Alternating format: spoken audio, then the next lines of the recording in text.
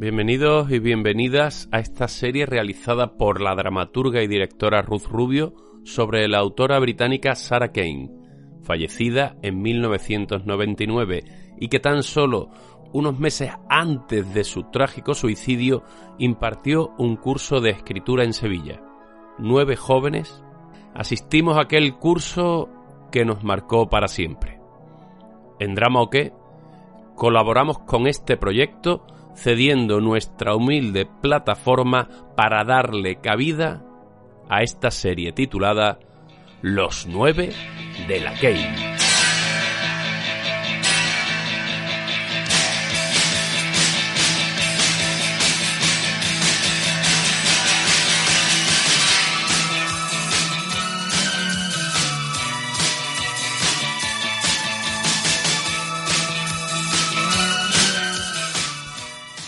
Hoy era 28 de enero de 2022 y faltaban 6 días. Desde hace 2 años vengo haciendo un hilo de Twitter cada 3 de febrero para celebrar el cumpleaños de Sarah Kane, para hablar de su obra, de que sus bandas favoritas eran Radiohead y Joy Division, de lo mucho que el teatro, para ella, tenía que aprender del fútbol. Sarah Kane supuso mi primer contacto con el teatro y aquello me marcaría para siempre. Hace 10 años, Clara Morales nos juntaba a unas cuantas compañeras en la Facultad de Comunicación de Sevilla para montar Ansia. Y fue en Sevilla, precisamente, donde un puñado de dramaturgos andaluces jóvenes asistían al último curso que Sarah Kane impartió, en noviembre del 98.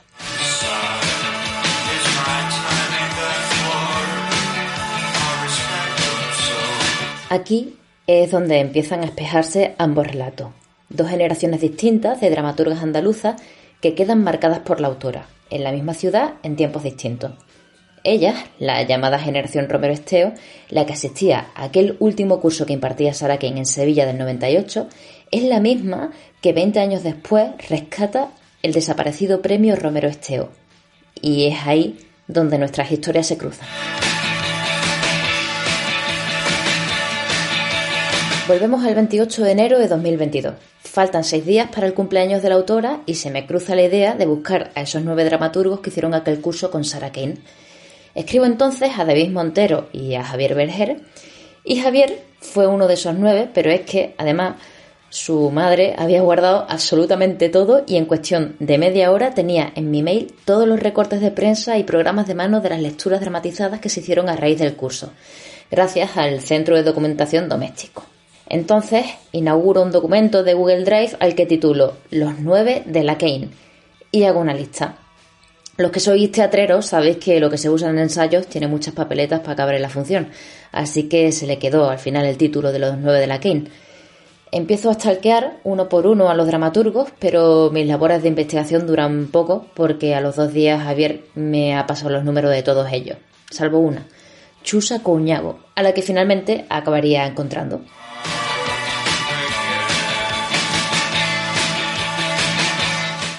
Han sido días de conversaciones fascinantes, de mucho pudor también, porque no soy periodista y por tanto no es lo suyo hablar de entrevistas, sino de conversaciones, de sentir también que de repente se abrían puertas para seguir dialogando con la autora y con su trabajo, de tener la sensación de forjar una suerte de intimidad incluso. Y han sido días también de ser consciente de la mitificación posterior por parte de cada una tras la muerte de la autora. Una mitificación personal que tiene que ver mucho con cada una de nosotras, pero también con la propia obra de la autora. En mi caso, tiene que ver con una creencia férrea en el hecho de que Sarah Kane fue una autora que tuvo una relación luminosa y lúcida con la vida y con la muerte. Y como ella decía, mis obras no son deprimentes. Para mí, crear algo hermoso sobre la desesperación es lo que más afirma la vida que una persona pueda hacer.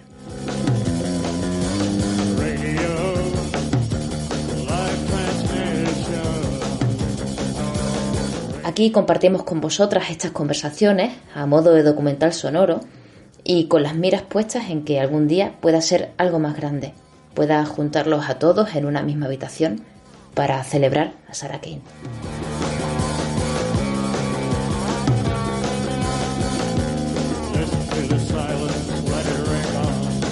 Dark gray lenses rise into the sun.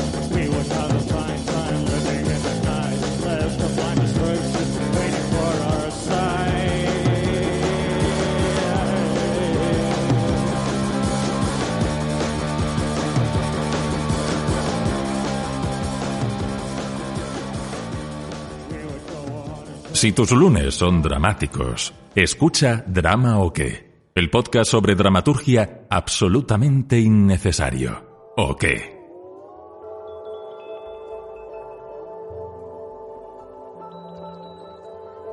Hoy era 3 de febrero de 2022 y Sarah Kane hubiera cumplido 51 años. La primera de esta saga de conversaciones fue la que tuve con el dramaturgo jienense Thomas Afan, así que por ser la primera se tuvo que comer mis nervios, mi síndrome de la impostora, mi a ver por dónde empiezo, pero la verdad es que me lo puso muy fácil y fue muy generoso a la hora de compartir sus recuerdos y mostrarse vulnerable. De los 9 de la Kane, Tomás es el único que conserva los folios con los apuntes de aquel curso de noviembre del 98. Tomás es un artesano de la palabra y a raíz de este curso que el autor impartió en Sevilla fue cuando empezó a aprender lo que él llama la espeleología dramática. Y esto sorprenderá a algunas, a otras no sorprenderá en absoluto. Fue gracias a Sarah Kane el descubrimiento de algo que atravesaría toda la dramaturgia futura de Tomás: el descubrimiento de la comedia.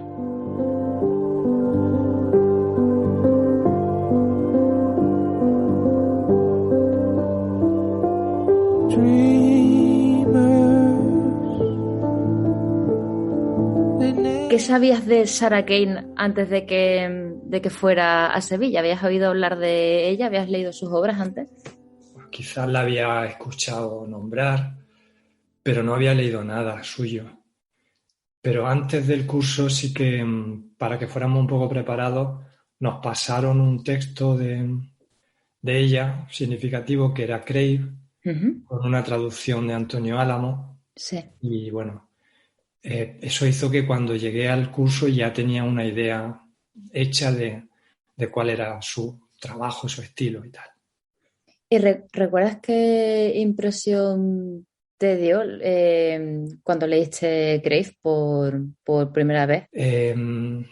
Pues eso, como una especie de golpe, de puñetazo en el estómago, ¿no? Me pareció un texto que tenía una poesía, pero también tenía una fuerza y una profundidad dramática, o bueno, una ira, no sé, una retahíla de sentimientos que lo hacía muy especial. Me parecía que ahí detrás había una persona con un estilo muy especial y con unas vivencias muy especiales. ¿De qué manera pudo ser revelador algún ejercicio de los que hicierais o de los que hicieran las compañeras? Pues para mí supuso un antes y un después. Lo que me llamó la atención es que aquí había, en el trabajo de Sarah Kane, que a nosotros nos transmitió, había una metodología, ¿no? Porque aparentemente al leer Crave puede parecer que es un texto en el que no revela o por lo menos en mi primera lectura, quizá ingenua, no me revelaba que debajo de aquello hubiera una metodología tan estructurada como a mí me resultó luego. La visión que tuve después del curso es que tenía una herramienta para desarrollar mi trabajo. Yo lo comparo con una especie de espeleología, ¿no? Era como que me había dotado de herramientas para poder bajar con cierta seguridad por las cimas emocionales, ¿no?, mías, y poder explorar aquellas cuevas, aquel subsuelo que podría ser muy enriquecedor para mi trabajo dramatúrgico, ¿no? Entonces, esa espeleología dramática de pronto tenía una herramienta y tenía un casco, tenía una linterna con la que alumbrarme y poder hacer un mapa de todo aquello y volver a la superficie con elementos que me pudieran servir para mi escritura, ¿no? ¿Te apetece compartir alguno de los ejercicios que hicierais o algo que ella comentara sobre su propio método a la hora de escribir? Ella llevaba consigo una serie de cuadernos, ¿no?, en los que apuntaba experiencias, apuntaba sensaciones. parece ser que esos cuadernos luego eran muy importantes a la hora de traspasar a su obra. A nosotros creo recordar que se nos pidió antes del curso que lleváramos unas fotos que nos sugirieran determinadas emociones, ¿no? Ujú. Y bueno, también se nos pidió, sobre todo lo de las fotos, que recuerdo que en la pared de aquel aula colocamos, todos nosotros colocamos nuestras fotos, cada uno nuestras fotos, y había como una exposición de las fotos de todos, y estas imágenes luego resultaron útiles a la hora de hacer nuestros trabajos de escritura, ¿no? Ujú. También se nos pidió, en un momento determinado, creo recordar, que lleváramos una música que nos gustaría que sonara en nuestro funeral. O sea, ya la cosa iba. ¿Y recuerda que llevaste? Sí, llevé una canción de Caetano Veloso que se llama Tierra, Ajá. que es una canción que a mí me resultaba muy sugestiva. Jugábamos mucho también con elementos aleatorios, o sea, el hecho de que eh, hubiera dos, tres cosas que determinaran cómo iba a ser la fábula de la historia que yo iba a escribir, pero esas dos o tres cosas en principio no tenían por qué tener una lógica interna, ¿no? Sino que de cosas que aparentemente no tuvieran lógica, no tuvieran una aproximación, una cercanía, tú pudieras crear algo que se aleja aparentemente de lo que tú escribirías a priori, sin embargo, te puede llevar más lejos que lo que te hubiera resultado más cómodo coger dos o tres cosas, ¿no? Esa fue una sensación que me dio, por ejemplo, me acuerdo que teníamos que escribir un sentimiento y arrugar la hoja en la que cada uno escribía ese sentimiento y tirarla al suelo, ¿no? Y luego Ujú. cada uno cogía una hoja de las que habíamos emborronado y, y puede que no fuera su sentimiento o tenía de algún modo determinábamos que alguna de las imágenes que había presente te tocaba a ti y esa tenía que ser otra de las claves, ¿no? Ujú. Y bueno, yo recuerdo que el texto que yo escribí me tocó la muerte, un astronauta, que no era una de las imágenes que yo había llevado, y el Ujú. color azul, que creo que era el papel que yo había cogido, ponía azul, ¿no? Y a Ujú. partir de aquellos tres elementos, ay no, y había también una imagen de un bebé, un feto, creo que Sí. era, que yo tampoco había llevado.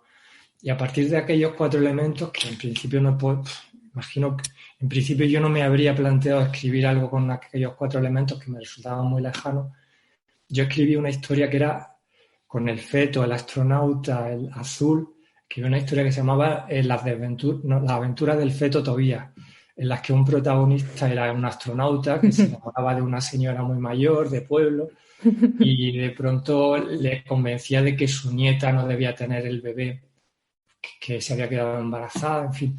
Y escribí una historia que luego tuvo cierto recorrido y de hecho ahora se va a publicar, que era bueno, que aparentemente estaba muy alejado de lo que yo iba a escribir, ¿no? Entonces, ese tipo de historias me resultaba muy, muy útil. También que había otro ejercicio que era escribir, bueno, nuestro avión está a punto de estallar y de pronto teníamos que escribir un monólogo, un último mensaje a nuestros seres queridos, ¿no? En Ajá. este momento final de nuestra vida, ¿no? Había como muchos ejercicios en los que tenías que autoexplorar, pues eso, situaciones muy límite, ¿no? Y ese Ujú. tipo de cosas, ¿no? Qué maravilla. Me parece muy interesante lo que cuentas, ¿no? De esta propuesta que os hace ella de coger imágenes que no tienen relación entre sí y eso, usarlas como disparadores, ¿no? Porque hay una cosa muy esencial que tiene que ver con el hecho teatral, que es esa voluntad de generar sentido, ¿no? Tanto por parte del autor como por parte del espectador.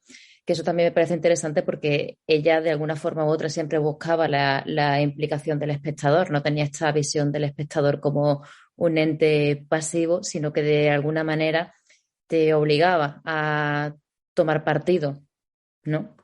Sí, es verdad. Y sobre todo eso, que te colocaba en una situación que no era la cómoda, ¿no? Intentaba, creo yo, llevarte bueno, a territorios inexplorados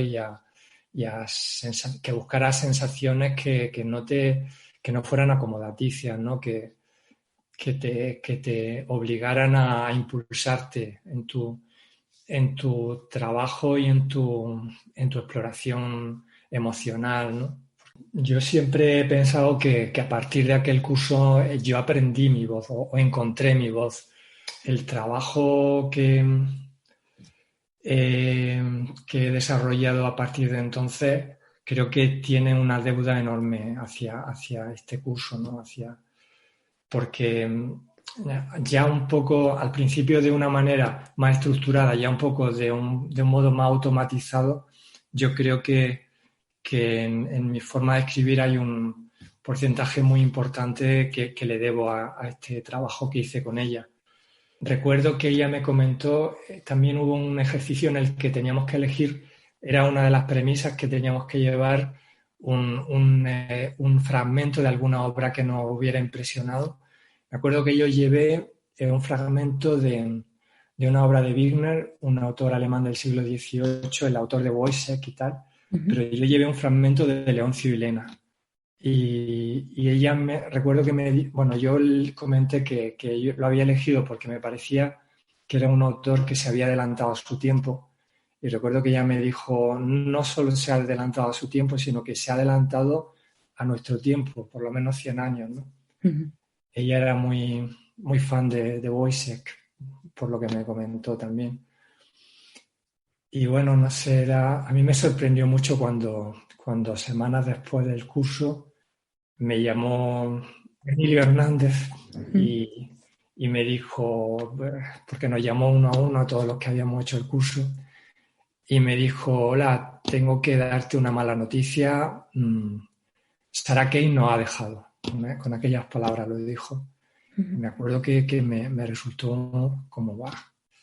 Nunca me imaginé. De hecho, recuerdo que ella nos dijo que porque teníamos que hablar también de un secreto nuestro o algo así, o de una emoción nuestra que resultara como muy honda y muy traumática. Y ella contó también una sensación suya, una experiencia suya de un vuelo de Nueva York-Londres en el que ella, su amor lo había perdido, de pronto la mujer a la que amaba la había abandonado y ella estaba rota, ¿no? Entonces yo ahí sí que vislumbré algo de un poco el pozo que había dentro de su sensibilidad, ¿no? Pero no dejaba traslucir tampoco ella como una angustia o una sensación de depresión, ¿no?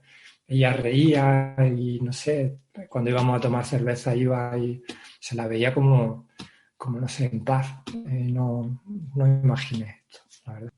Es curioso, ¿no? Esta cosa que dices de esa sensación de verla en paz, ¿no? Porque cuando realmente te acercas a su obra, sí que lo que te comentaba, ¿no? El otro día cuando hablábamos por teléfono, que a mí personalmente me da mucha rabia que siempre que nos acercamos a la obra de la autora, parece que todo lo envuelve el suicidio y al final acaba eclipsando lo que es la propia obra de la autora, ¿no? Y yo soy partidaria de que Sarah Kane realmente tiene una relación muy luminosa con la vida y con la muerte. Sí, yo la veía como muy firme, muy sólida.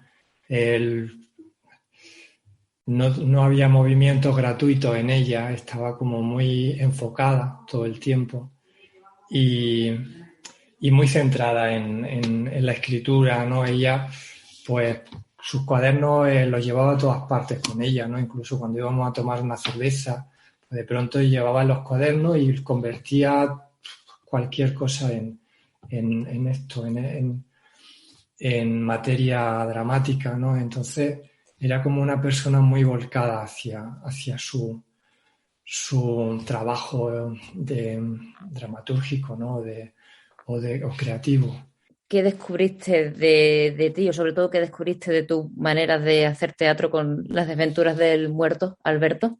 Es curioso que yo haya descubierto el tratamiento de la comedia a través de Sarah Kane, ¿no? Que podría ser etiquetada como una autora de la angustia. Uh-huh. Sin embargo, yo en aquel curso lo que desarrollé fue trabajo de comedia, pero lo que desarrollé fue un trabajo de comedia en el que tenía como un fondo que no lo era, o sea, un fondo en el que había pues elementos que eran bastante dramáticos o incluso angustiosos, o en los que estaban mis fobias, mi angustia, mi desasosiego, estaban ahí, pero sin embargo, en este trabajo de espeleología que te comentaba antes, aprendí a buscar todos estos elementos en el fondo de mi emotividad, pero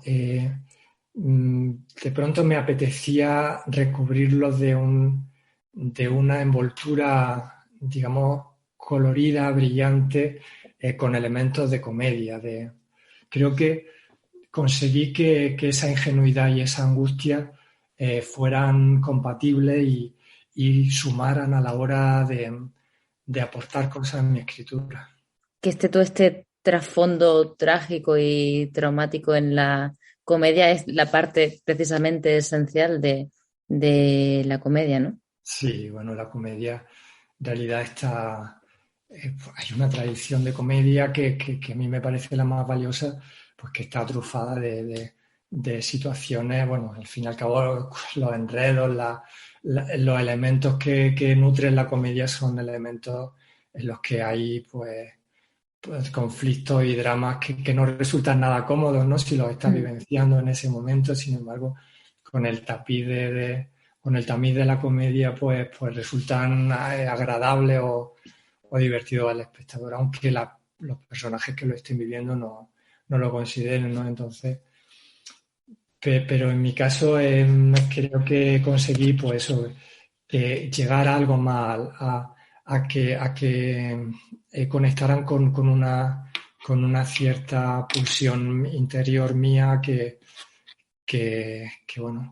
resultó desde mi punto de vista muy beneficioso para mi escritura posterior.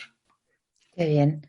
Pues vamos a ir cerrando aquí. Si te parece, para despedirnos y si te parece apropiado, podemos escuchar a Caetano Veloso y nada, celebrar a Sarah Kane, que por cierto hoy es su cumpleaños, hoy hubiera cumplido 51 años. Y nada, que muchísimas gracias por compartir todo esto y sobre todo por exponerte tanto también. Pues muchísimas gracias a ti, porque la verdad es que para mí resulta muy valioso el digamos, revivir aquello, porque aún habiendo pasado tanto tiempo me sigue aportando, me sigue resultando valioso el rememorar una experiencia que para mí resultó esencial. Muchas gracias. Qué bien, muchas gracias a ti. Quem jamais te esqueceria.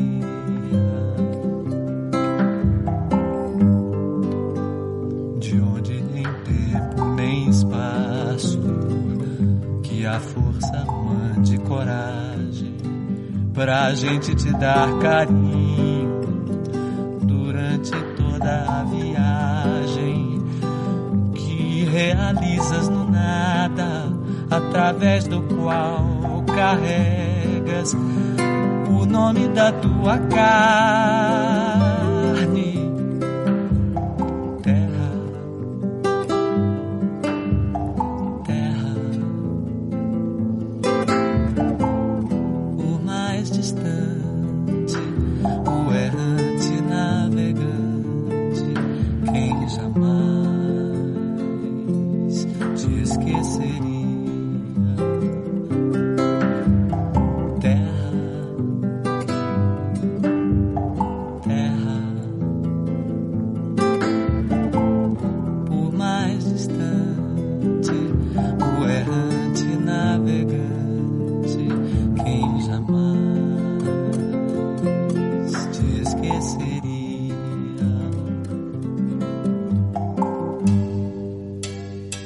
nas sacadas dos sobrados da velha São Salvador. Há lembranças de donzelas do tempo do imperador. Tudo, tudo na Bahia faz a gente querer bem. A Bahia tem um jeito. Terra, terra, por mais distante, o errante navegante, quem jamais te esqueceria.